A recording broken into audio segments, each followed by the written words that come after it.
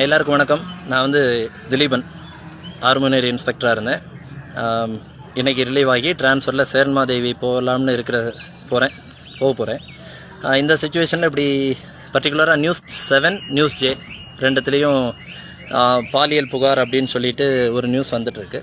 பட்டு என்னுடைய கடமை, என்னுடைய தரப்பு நியாயத்தை நான் சொல்லிடணும். ஏன்னா முதல்ல போடப்பட்ட செய்திகள் வேகமாக பரவிடும்.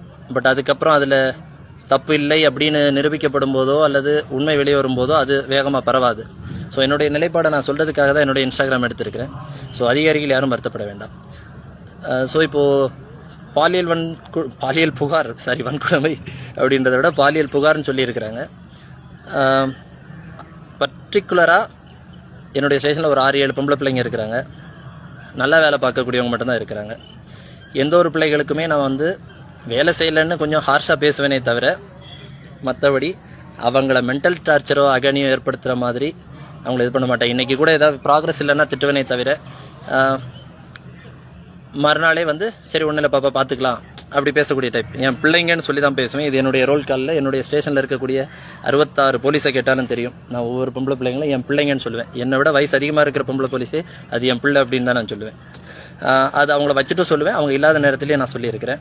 ஸோ இந்த மாதிரி ஒரு புகார் என் மேலே வந்திருக்காது அப்படின்றத நான் 100% நம்புகிறேன். என் ஸ்டேஷனில் இருக்கக்கூடிய பிள்ளைகள் என் மேலே அப்படி ஒரு புகாரை கொடுத்துருக்க வாய்ப்பில்லை.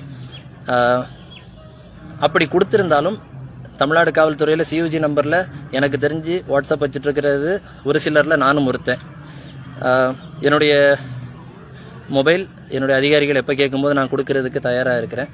ஆனால்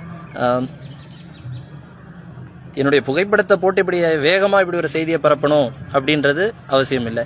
அப்படி தாராளமாக ஒரு புகார் இருக்குது அப்படின்ற பட்சத்தில் தாராளமாக வழக்கு பதிவு செய்யலாம்.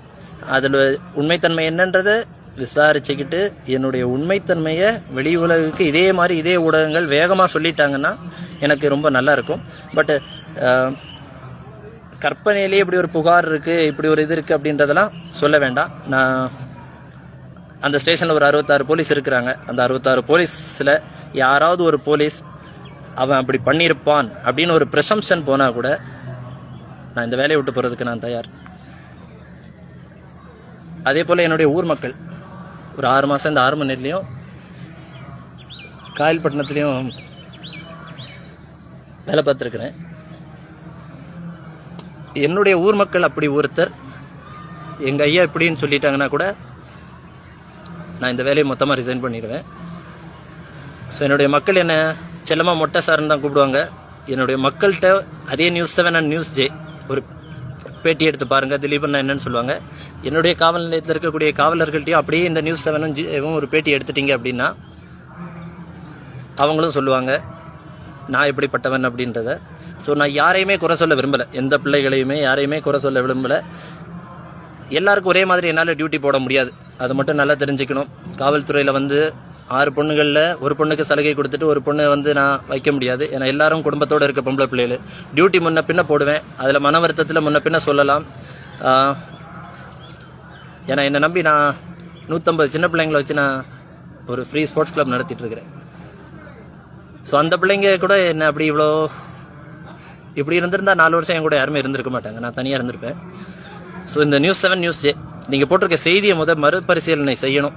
இந்த ஊருக்குள்ளேயும் என்னுடைய காவல் நிலையத்திலையும் முதல்ல என்னை விசாரிக்கணும். நான் இதுக்கு முன்னாடி பணிபுரிஞ்ச காவல் நிலையத்தையும் விசாரிச்சுக்கிட்டு இதை பண்ணணும். இதுக்கு மேலே சொல்கிறதுக்கு ஒன்றும் இல்லை. இந்த புகார்லேருந்து நான் விடுபடாமல் இந்த சேர்மாதேவி காவல் நிலையத்தில் நான் பணியில் சேர மாட்டேன்.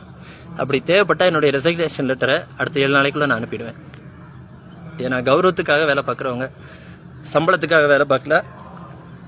நேற்று கூட என் டிரைவருக்கு 6500 கடன் கொடுத்துருக்குறேன்.